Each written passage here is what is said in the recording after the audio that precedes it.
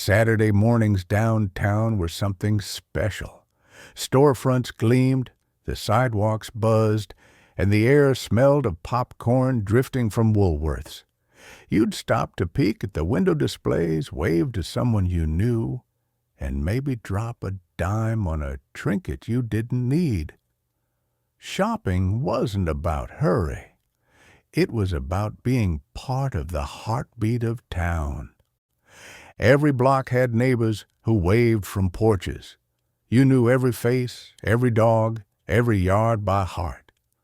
Doors stayed unlocked, pies cooled on windowsills, and no one worried about the world beyond the street. Trust was the rule, not the exception. Community wasn't planned or posted online.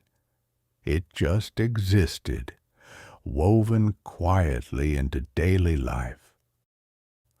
Roadside motels were their own adventure. Squeaky box springs, wool blankets, and neon vacancy signs blinking outside the window. The air smelled faintly of dust and detergent, and the ice machine always seemed too far away.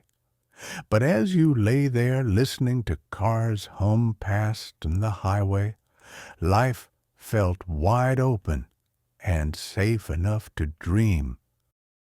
Main streets glowed at night with neon signs and window displays dressed for the season. Couples strolled arm in arm. Kids pressed noses to glass, and the air smelled faintly of popcorn and perfume. Stores stayed open late. Music spilled into the sidewalks, and you always bumped into someone you knew. Small towns sparkled brighter back then. Dad spent weekends under the hood of their cars, a coffee can full of wrenches at their side. Kids crouched nearby, watching and learning. The smell of oil and gasoline hung in the air, mixed with talk about engines and life. Fixing things wasn't just maintenance. It was pride, passed down one bolt at a time. Christmas meant real pine trees, colored lights, and tinsel that shimmered like snow. The smell of cookies and pine needles filled the house, while carols played softly on the radio. Gifts weren't fancy, but they were thoughtful, wrapped with care and ribbon. Outside, every house twinkled. It wasn't about presents. It was about presence, love, and light. Family photos were always taken in front of the car. Proud smiles, polished chrome, and the family's Sunday best. The flash bulb popped, leaving everyone blinking. Cars weren't just transportation. They were trophies of hard work, symbols of success. Years later, when you look at those photos, the shine still means more than the miles ever did. County fairs were magic. Ferris wheels lit up the sky. Corn dogs sizzled, and cotton candy clung to your fingers. You'd wander through livestock pens, win a goldfish in a bag, and end the night with fireworks over the fairgrounds. The smell of sawdust and popcorn lingered long after. For 1 week a year, small towns felt enormous. Backyard barbecues were neighborhood holidays. Folding metal chairs, paper plates, and the sound of a ball game playing softly on the radio. The smell of charcoal and hamburgers filled the air while kids chased fireflies between yards. Nobody worried about schedules or diets. The only thing that mattered was the laughter and smoke drifting into the summer night. The first sip of an ice-cold Coca-Cola from a green glass bottle was unbeatable. You'd fish it out of a chest packed with ice, cap it off with a pop, and feel that sting of fizz hit your throat. The glass dripped with condensation as you leaned against the counter. It wasn't just a drink. It was America in a bottle. Drive-in diners felt like the future on wheels. You'd pull up, headlights dimmed, and a smiling car hop would skate out with burgers, fries, and milkshakes balanced on a metal tray. Radios played doo-wop through rolled-down windows. For a moment, it felt like the whole country was young, hungry, and headed somewhere bright and new. Saturday nights at the drive-in felt like pure freedom. You'd roll down the windows, dim the headlights, and listen to the tinny speaker hanging from the car door. Kids in pajamas fell asleep in the back seat while the crickets chirped behind the lot. Popcorn, laughter, and the glow of the screen made the whole world feel simple again. Riding in the back seat of a '55 Chevy was its own kind of adventure. No seatbelts, no rush, just the world rolling by through that wide rear window. You'd watch clouds drift, towns pass, and sunlight dance across chrome bumpers. Dad drove, Mom sang along with the radio, and you felt safe simply because they were there. Family dinners were rituals of respect. The table was set properly, grace was said, and no one lifted a fork until Dad did. There was laughter, conversation, and the smell of roast filling the house. You learned more at that table than any classroom could teach about manners, patience, and the quiet importance of being together. A nickel bought happiness at the corner drugstore. Ice cream sodas came in tall glasses, straws bent just right, and whipped cream piled high. You'd sit on a red stool, legs swinging, watching the soda jerk work his magic. Every sip was pure delight, fizzy, sweet, and somehow better, because you'd waited all week for it. Before sunrise, you'd hear the soft clink of milk bottles on the porch. The milkman knew every family by name, leaving glass bottles so cold they fogged in the morning air. Sometimes he'd wave through the kitchen window, tip his cap, and head to the next house. It was a quiet rhythm of trust that started every day just right. Backyards looked like sails on laundry day. White shirts and cotton sheets snapped in the breeze while radios played Perry Como from open windows. Mothers pinned each piece with care, proud of a clean home and a sky full of sunshine. The smell of soap and grass filled the air, and the whole neighborhood smelled like a fresh start. Summer afternoons had their own soundtrack. The voice of Mel Allen calling a Yankees game through a crackling radio. The sound carried through open windows and across porches, blending with the hum of lawn mowers and kids playing ball. Baseball wasn't just a game. It was a language everyone understood, a rhythm that marked the heart of summer. Sunday mornings began with the jingle of a push mower.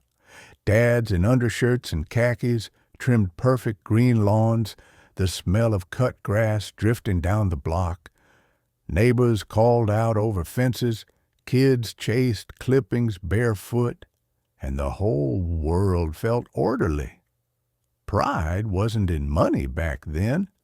It was in how straight you mowed the lines. Folding road maps across the dashboard was part of the journey. The highways were new, the signs fresh, and every turn felt like discovery. Mom would trace routes with her finger. Dad squinting at the lines while kids pointed out billboards. There was no GPS, no rush, just the adventure of going somewhere you'd never been before. Every living room glowed in black and white when I Love Lucy came on. Families gathered close, laughter echoing through houses up and down the street. Lucy's antics were a weekly event, something you didn't dare miss. You weren't watching television. You were sharing joy together in a world that felt a little brighter for half an hour. Neighborhood kids played outside from sunrise to the streetlights. Stickball, kick the can, hide and seek. The games changed, but the laughter didn't. Bare feet slapped on pavement, and nobody cared about scraped knees. The rule was simple: be home by dinner. Freedom wasn't something you earned. It was something every kid was born with back then. After summer rain, the air smelled like hot asphalt and ozone. Kids ran barefoot, hopping between puddles to avoid burning their soles.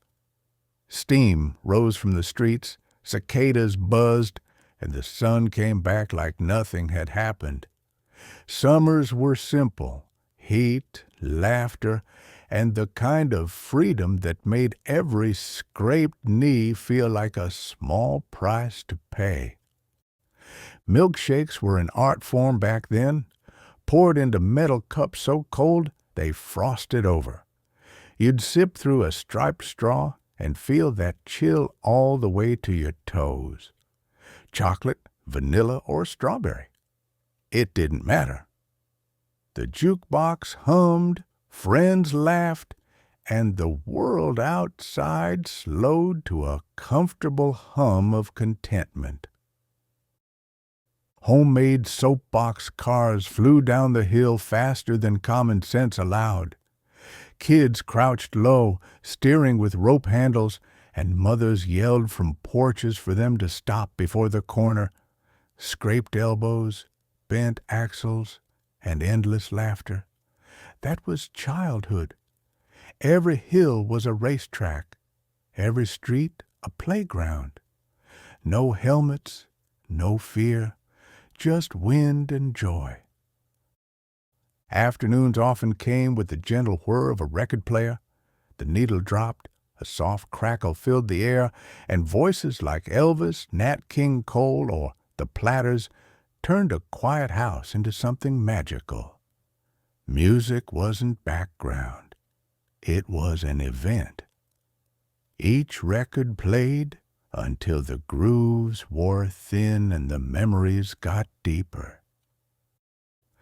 Classrooms smelled of chalk dust and wooden desks. Teachers wrote in perfect cursive, and kids sat straight, hands raised politely. You could hear the soft squeak of erasers and the shuffle of papers. It wasn't fancy, but it worked. Lessons stuck because the world outside wasn't distracting you. Knowledge came one handwritten word at a time. The morning newspaper was a ritual. You'd hear it hit the porch with a thud, still warm from the press. Headlines felt important, not noisy. Dad read with coffee, Mom glanced at the weather, and kids tore out the comics. The day started with ink on fingers and the sense that the world was worth knowing about. Every kitchen drawer held a stack of S and H green stamps. You'd lick each one, paste it into a book, and dream about what it might buy. A toaster, a set of dishes, maybe a radio. It took months, sometimes years. But when those rewards finally came, they meant something. Patience still had value, and saving felt like winning. Sunday afternoons meant washing the family car in the driveway, Dad handled the hose, kids scrubbed the tires, and soap bubbles drifted down the street. Someone always ended up soaked, but nobody minded. When the chrome sparkled and the towels came out, there was pride in every shine. It wasn't just about the car, it was about care. Televisions didn't just flick on instantly. You'd hear a low hum as the tubes warmed up, then see the test pattern fade into life. Kids sat cross-legged, waiting for the first show to appear. That moment when the screen came alive felt like magic, as if the whole world was waking up inside that little wooden box. Walking to school meant carrying a metal lunchbox that said everything about you: rockets, cowboys, or fairy tale princesses. Inside, a sandwich wrapped in wax paper, a cookie, and a small thermos of milk. The walk felt long but safe, filled with chatter and laughter. There were no backpacks, no buses, just legs, lunch boxes, and endless curiosity. Street parades were the heartbeat of small towns. Marching bands led the way, flags waved proudly, and kids ran to catch candy tossed from floats. Veterans saluted, families cheered, and the brass bands played until dusk. You didn't just watch a parade, you felt it. Pride, community, and music filling the streets with something bigger than words. Mailboxes held real connection back then. You'd check for handwritten letters, birthday cards, family updates, maybe a photo tucked inside. Envelopes had character, from the careful loops of cursive to the faint scent of perfume. Every letter took time, effort, and heart. Getting one felt like being remembered in a world that moved just a little slower. Screen doors had a sound you never forget. That soft creak, the slap when it shut, and the spring twang that followed. Kids ran in and out all day, each slam announcing life happening. Mothers yelled not to let the flies in, but no one ever listened. That sound was summer itself, echoing through lazy afternoons. Report cards were printed on thick paper, folded neat and crisp. Teachers handed them out solemnly, and kids carried them home like sacred documents. Parents read them at the dinner table. No emails, no excuses, just honest grades and maybe a lecture or a pat on the back. Accountability was personal back then, and pride meant earning it. Comic books were portals. You'd hide under the covers with a flashlight and lose yourself in stories of heroes and cowboys. Pages smelled like ink and adventure. Superman saved the day, Archie got the girl, and for a little while, the world was pure imagination. You didn't need screens, just a dime, a flashlight, and wonder. When you shook a glass bottle of milk, the foam rose in creamy bubbles that made you smile. You'd pour it into a cereal bowl or glass, still cold from the porch. It wasn't homogenized perfection. It was real, with a layer of cream on top. That sound, that texture, that first sip, it was the taste of the good life. Mothers mended clothes at the kitchen table, sewing buttons back on shirts while supper simmered on the stove. The hum of the sewing machine mixed with the smell of stew, and the rhythm of the needle seemed to keep time with life itself. Nothing was wasted back then. A steady hand and a little thread could fix almost anything. The distant jingle of the ice cream truck sent every kid running. You could hear it long before you saw it, that tinny melody echoing down sunlit streets.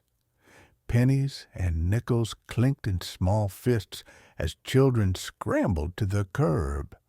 A push-up pop, a fudge bar, or a simple cone. Whatever you got, it tasted like joy. Evenings were spent sitting on the front stoop, fireflies twinkling in the yard, the air thick with lilac and cut grass. Neighbors waved as they strolled by, the sky fading into soft purple. Conversations drifted easily between laughter and silence. You didn't need entertainment, just a summer night, a gentle breeze, and people you loved close by. Rotary phones sat heavy and proud on hallway tables, their cords forever tangled. You'd dial each number carefully, finger circling the wheel, and wait through the slow clicks. Talking wasn't rushed. It was personal. You could hear someone smile through the line. Hanging up meant you were really done talking, and somehow that made every word count. Dropping a dime into a jukebox was magic. The record arm lifted, the lights blinked, and your song came alive in the hum of a diner. Couples swayed near booths, teenagers tapped their shoes, and for 3 minutes the world had a perfect soundtrack. That small clink of coin and the first note that followed, unforgettable. Before dawn broadcasts, televisions hummed with test cards and please stand by screens. The house was quiet, the glow silver against the dark. You'd wait for the national anthem to play, then the morning shows would begin. There was comfort in the routine, a world that started and stopped together, rising with the signal and ending with the static. The first color broadcasts felt like stepping into another world. You'd crowd around the screen, amazed as a red dress or blue sky appeared for the first time. Neighbors came over just to see it, gasping, smiling, clapping like it was magic. After years of black and white, those first bursts of color made the future feel real. Downtown meant dressing up. Men in fedoras, women in gloves and pearls. Everyone looked sharp just to go shopping or see a movie. The clack of heels on tile floors, the shine of polished shoes, and the soft rustle of fabric turned errands into little moments of pride. Style wasn't vanity. It was everyday respect. A knock on the door might be a traveling salesman, smiling and well-dressed, suitcase full of samples, vacuum cleaners, encyclopedias, cookware. He had it all. Housewives listened politely, sometimes buying just because they liked the man's manners. It was business done with charm and a handshake, the kind of encounter that vanished when doors started locking. Parents taught lessons that stuck. Mothers said, "Mind your manners," and fathers added, "Give a firm handshake." It wasn't complicated. Look people in the eye, say please and thank you, and tell the truth. Those simple lessons became the foundation of character. You didn't need lectures or charts, just example, repetition, and love disguised as rules. School papers came out fresh and damp from the mimeograph machine, that sharp smell of ink filling the air. You'd fan the stack, breathing it in without knowing why. The purple letters smudged easily, and the teacher's hands were always stained. It was a little piece of classroom magic, messy, fragrant, and unforgettable in its own small way. On hot afternoons, kids drank straight from the garden hose. The water came out icy, metallic, and perfect. Nobody worried about filters or labels. Thirst was thirst.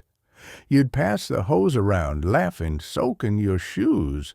It tasted like freedom, the kind that came with dirt on your knees and grass stuck to your ankles. Radio jingles had a way of sticking with you. Catchy tunes for laundry soap or local diners wormed their way into your head until you hummed them while mowing the lawn. Advertisers didn't just sell products. They wrote the soundtrack to everyday life. Even now, decades later, a few bars can bring it all rushing back. At the grocery store, clerks tallied your bill by hand. They wrote prices in pencil on brown paper sacks, counted change from worn cash drawers, and always had time for small talk. You didn't scan or swipe, you chatted. It was slower, friendlier, and somehow more human. Every trip felt like visiting a neighbor, not running an errand. Paperboys ruled the dawn. They pedaled through the quiet streets, tossing folded newspapers with pinpoint aim, every thud on a porch marking another delivery done right. Their fingers were black with ink, their pockets full of coins. It was early, honest work, the kind that taught responsibility long before anyone called it a job. Neighborhood dogs wandered freely, sleeping on sidewalks or following kids to school. Everyone knew them by name, Rusty, Duke, or Spot, and someone was always feeding them scraps. They weren't fenced, tracked, or leashed. They just belonged to everyone. Those dogs were part of the scenery, as natural as the sound of kids playing in the street. In 1957, families gathered around the TV to watch a rocket launch and realized humankind had entered a new era. Kids pointed at the screen, dreaming of space helmets and moon landings. Parents looked on in awe. It was more than history. It was hope, glowing on a tiny black and white screen, promising that anything was possible. Local theaters felt grand. Velvet curtains framed the screen. Ushers in red jackets guided you to your seat, and popcorn popped behind glass. You'd settle into the creaky chair, lights dimming as a newsreel flickered to life. Movies weren't background noise. They were an event, a night out, a ticket to another world for 50 cents. When television networks signed off for the night, they played the national anthem. Families stood quietly, hands over hearts, before the screen faded to static. Then came the silence, a world gone to sleep until morning. It was a small, shared ritual that somehow made the country feel connected, even as the last sound disappeared into the dark. Before air conditioning, classrooms hummed with ceiling fans that barely kept up with the heat. Windows stayed open, chalk dust floated in the sunlight, and everyone fanned themselves with paper. Teachers soldiered on, kids daydreamed, and the smell of pencil shavings hung in the air. Summer school didn't need discipline. The weather did the job itself. After the kids went to bed, couples danced quietly in their living rooms. A record played slow and low, the lights dimmed, and the day melted away. Bare feet on wooden floors, soft laughter, the world outside forgotten. Romance wasn't grand. It was gentle, steady, and always found in the smallest moments between two people who'd chosen each other. Gas stations gave away glassware, road maps, and keychains with every fill-up. Attendants in crisp uniforms wiped your windshield, checked your oil, and asked about your family. It wasn't just service. It was hospitality. The drive wasn't just about the miles. It was about the people you met along the way, smiling under the hum of neon lights. Foggy nights had their own kind of peace. Streetlights glowed soft and golden, casting halos over quiet roads. The world felt smaller, calmer, wrapped in a blanket of silence. You could hear the echo of your own footsteps and the distant bark of a dog. It was ordinary magic, the kind you don't notice until it's gone. A handful of penny candy was riches to a kid. Licorice ropes, root beer barrels, jawbreakers, each sweet a tiny treasure. The glass jars behind the counter gleamed like jewels, and the clerk scooped your favorites into a paper bag with a smile. 10 cents could fill your pockets, your mouth, and your whole afternoon with happiness. Movie stars seemed larger than life. Grace Kelly's poise, James Dean's rebel charm, Marilyn Monroe's laugh. They weren't just actors, they were ideals. People lined up at theaters to see them, cut photos from magazines, and tried to copy their style. Hollywood glowed brighter back then, when stardom still felt like something magical, not manufactured. The record section at the local appliance store was paradise. Rows of shiny 45s, paper sleeves crackling as you flipped through the stack. The clerk played Elvis or the Platters over the speakers while teens whispered about which song they'd buy. It wasn't streaming, it was choosing. One song, one record, one memory you could hold in your hand. Getting your first library card felt like joining a secret club. The smell of paper and ink filled the air as you carried home an armful of borrowed worlds. Books weren't just entertainment. They were adventure, mystery, and knowledge waiting on a shelf. The hush of a library was sacred, like walking into a temple for the imagination. Typewriters sang softly as people worked. Each key clacked with purpose, the carriage slid, and the little bell chimed at the end of every line. The sound filled offices, classrooms, and homes with steady rhythm. It wasn't just typing, it was music made from thought.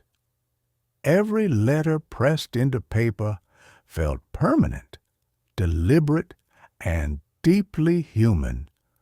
Roller skates clamped onto your shoes, tightened with a little key you kept on a string. The wheels clicked over sidewalks, sparks sometimes flying when metal met stone. Knees got scraped, laughter filled the streets, and nobody ever wanted to take them off. The clatter of those skates was the soundtrack of freedom, echoing through long summer afternoons. Banks were personal places. Tellers sat behind brass cages, counting coins and calling you by name. You'd fill out deposit slips by hand and shake hands when you left. Money wasn't digital. It was paper and trust. Transactions felt neighborly, even sacred, built on recognition and eye contact instead of passwords and screens. Owning a new washing machine or television was a point of pride. You'd invite the neighbors over just to see it run, marveling at the chrome buttons or bright picture. These weren't just appliances. They were proof of progress, of effort rewarded. Every hum, every flicker was a reminder that the future had arrived right in your own home. Saying goodbye was an event in itself. Relatives stood on porches waving until the car disappeared down the road, horns honking one last time. There were tears, smiles, and shouted reminders to "write soon" or "drive safe." The world moved slower, but love lingered longer. Goodbyes weren't short back then. They were how you showed you really cared.